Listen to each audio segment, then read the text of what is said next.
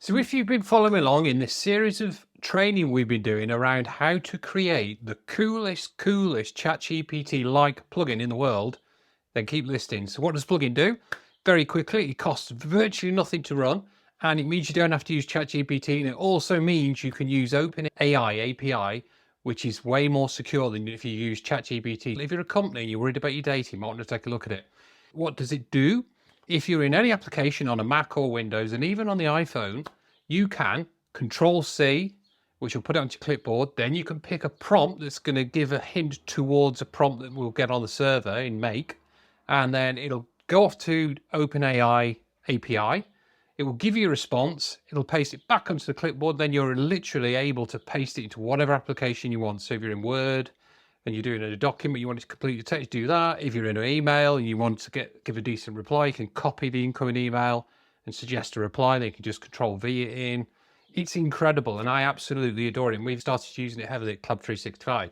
So how do you get it going? First off, I've done an amazing blog post. It's got everything to set this whole thing up. It goes into costing, so how much it's going to cost, whether you're a small user right the way through to a heavy user. And believe me, it isn't expensive. You need two services, OpenAI and Make, and that's it. There's nothing from us at all. It's just free training. The blog post also goes into some of the data security side of things, and then it also has got a video showing off exactly what you could do with it. And I've just put, I think it's 5 or 6 ideas, but there's hundreds and hundreds of ideas. One of the coolest things I absolutely adore about this facility is you can centralize your prompts. So if you're a company and you've got 5, 10, 15, 100 employees or whatever, say you're a marketing team and you want to have a consistent set of prompts, go and create me 3 sales emails, and you paste in some kind of text, then you can get it all done. It means you can share your prompts as a team. You'd have to go looking around on bits of Notepad or in SharePoint to try and find the prompt. So I think it's brilliant, and it takes you 35 to 50 minutes to set up. I'm going to show you how to do the server side bit, which is in Make now. If you don't know what Make is, Make's very much like Power Automate, but it works on the internet. It's got 1,500 applications that it supports. It can connect pretty much anything to anything. And key for us, it connects us to our desktop flow, and it will also connect to OpenAI and talk back to our desktop flow so we can then put it back onto the clipboard. So let's get started. First thing we need to do, we need a database to store our prompts. Now, I'm only going to create one prompt here. It's going to do a demo. Our working version, I think we're up to 11 prompts now. But I just want to show you one prompt that's going to summarize text. So imagine you're reading an article on a news site or a scientific article or whatever, and you want to go, oh, can't bother reading that. You just want to summarize it, so you're going to be able to highlight it, summarize it, and then you'll be able to paste it into Notepad or whatever you want to do. Right, so to create the data store, we go to data stores on the side menu and we go add data store. Now I'm going to call this, as you can see, I've already got one called prompts. So I'm going to go prompts for, you have to have a data structure. Now, this is slightly different if you've used something like SQL Server or lists, because normally you create the table and you create the columns in the table, whereas they want you to create the columns in a structure and then you apply that to the data store. And so the structure here is just going to be dead simple because we've got one column at the moment, prompts, that's it, with a key, and the key's auto-generated. That's all we need. You can get as flash with it if you want. There's loads of things you can do, but we're just going to have prompts. We want a list of prompts, that's it. So I'm going to create a new one just for demonstration purposes. I'm going to call my GPT prompts. And you want to add one item in there, which is the prompt. Now, if you don't know what a prompt is, if you ever used ChatGPT, when you ask it to do something, that's what's called a prompt. It's like a select statement in SQL, effectively. I want it to be required, and I'm going to save it. I'm going to save that. You don't need to do anything else whatsoever. Right, what we want to do is put one prompt in it. In fact, we'll come back to that later. No, we'll put one prompt in it now. Put one prompt in it, and I've got one here that I prepared earlier because I'm conscious of your time and I don't want to bore you. So I'm going to put the prompt in. And the prompt is going to summarize text to say, so read the following text and create me a nicely formatted summary. Use bullets if needed, but they're not mandatory. And then the key I'm going to use, now the key's actually key because you're going to need to use that in your Apple shortcut or in your Power Automate desktop flow. So summarize text, read that, bang, save it. We don't need to do anything else with that now. Now I'm going to go and create a new scenario. So create a new scenario here. So a scenario, if you're used to Power Automate, a scenario is like a flow. If you're used to Zapier, it's like a zap. It is a canvas where you can put modules together that talk to each other and pass data. So it's really good at threading data from one application to another application. And what we're obviously going to do is perfect for this. every kind of flow needs some way of waking up. Now, sometimes they poll and they will listen for events and then they'll wake up, but sometimes they're triggered. And what we're going to do is we're going to trigger it by calling something called a webhook. Now, a webhook is nothing more than a URL that can take data along with the webhook. So I'm going to create a webhook and I'm going to say custom webhook. And I'm going to do add a webhook and I'm going to do Mark's webhook.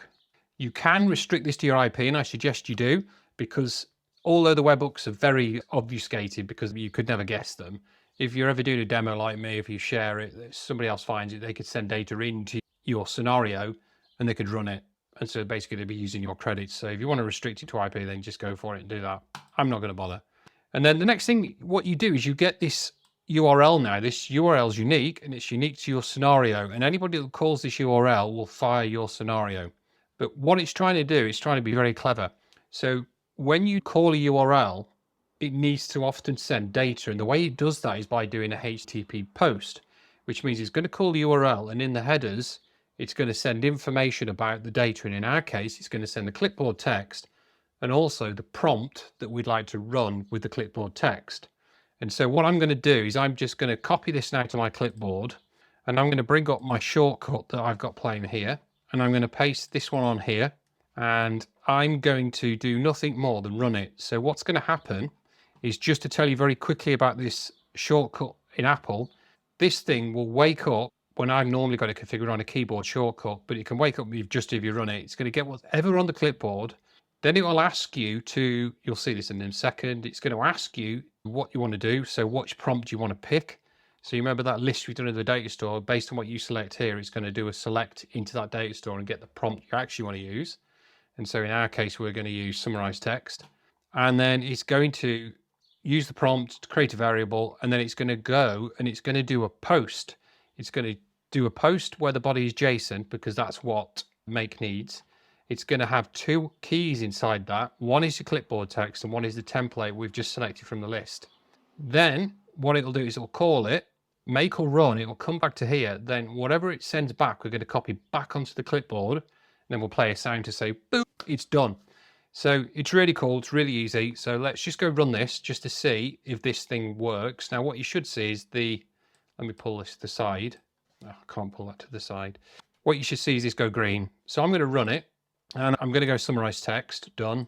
Then what I've done here is, some of the times you might copy something from the clipboard automatically, and I've given you the opportunity here to change things. In this case, it doesn't really matter what we're doing. We're just trying to call the webhook. So let's go, and brilliant. So what's happened is this thing's now been successfully called. And if we we just run it once, I'm going to show you something else. Let me run it again. I'm going to do summarize text. Done, done. Brilliant. So what I'm going to do now is I'm going to test this. I'm going to say we've got the webhook. We've determined the structure, and I think I can probably just run that now. Brilliant. So that's now, run now is perfect, because as you're developing your scenarios, you obviously want to run them instantly, and run now allows you to run it just once. And so that's now waiting for me to send my shortcut in. So I'm just going to go in now and I'm going to do pick summarize text. Doesn't really matter what I pick at this point. And I'm going to do done.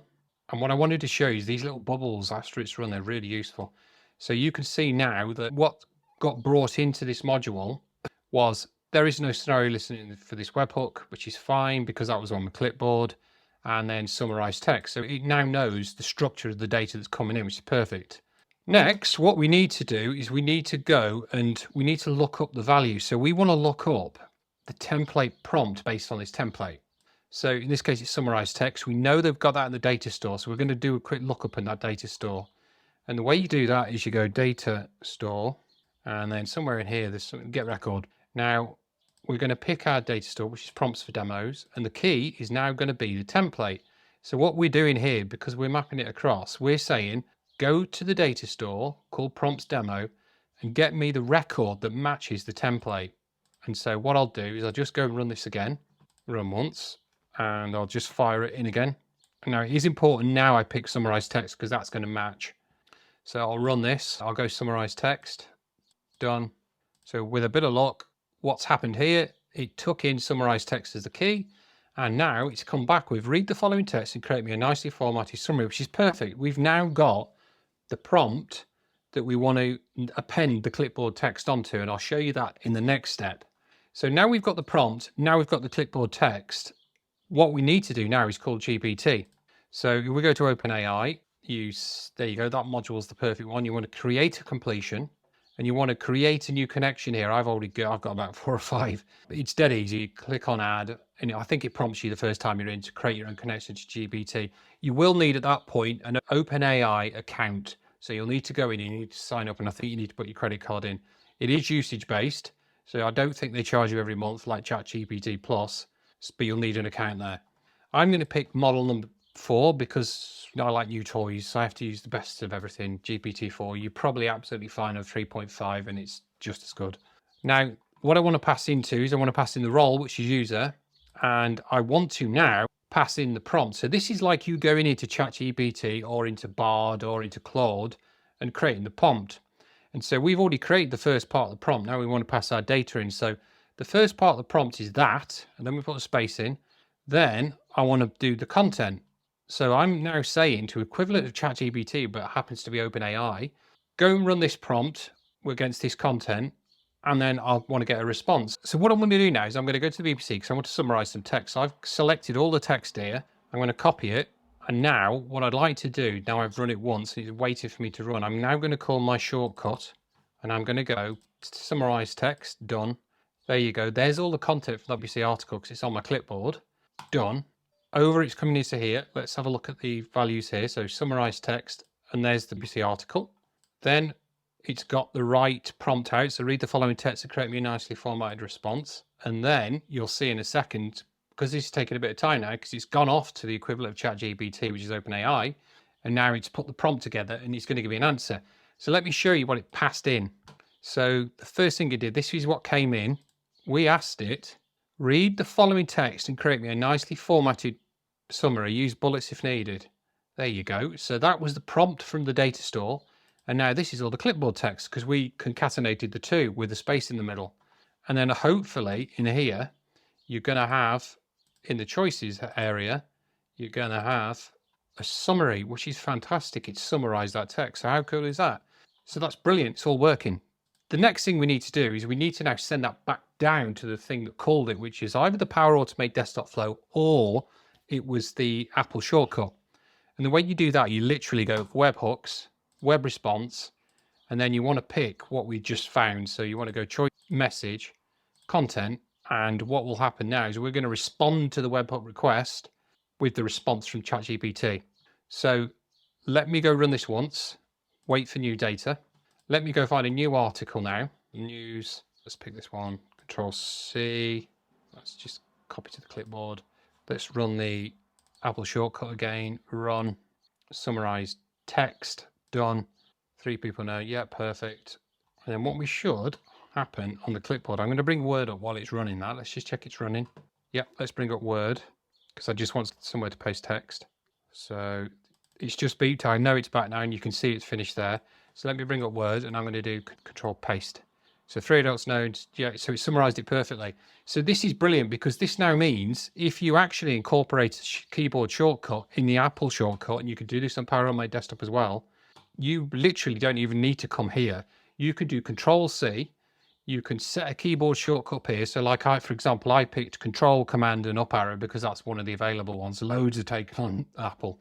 So I do that one and you literally just type it in like that. I'm just going to go and pick that one, which is Control, Command down. And then literally if I go close this now and then say I want to summarize that again, I'm going to press Control, Command down. Up it comes, summarize text because that's the only one we've implemented, done. It's just beat back on me. And so that's cool. You can see it's come back into Word and that's cool. So that's pretty much it. That literally is the process. Just to recap, we set the webhook up and then what we did is we tested the webhook by calling it from the Apple shortcut or the Power Automate desktop flow. We determined the structure and then once we determined the structure, we were able to pass in the template that we're after in the prompts data source. And then we were able to take those two things, the content from the clipboard plus the prompt, pass it into GPT, and then we were able to get the response back out at GPT. The only other thing you probably need to do now, literally, is going to the data sources. Let's save the changes. Go to here, do prompts for demo, browse, and you'd probably enter a load of other keys here of things you want to do. Like I say, we've got 11, which I can show you now. Actually, I'll show you ours. So we've got Cloud 365 prompts here that we've been playing with, and we're fine tuning them all the time as well.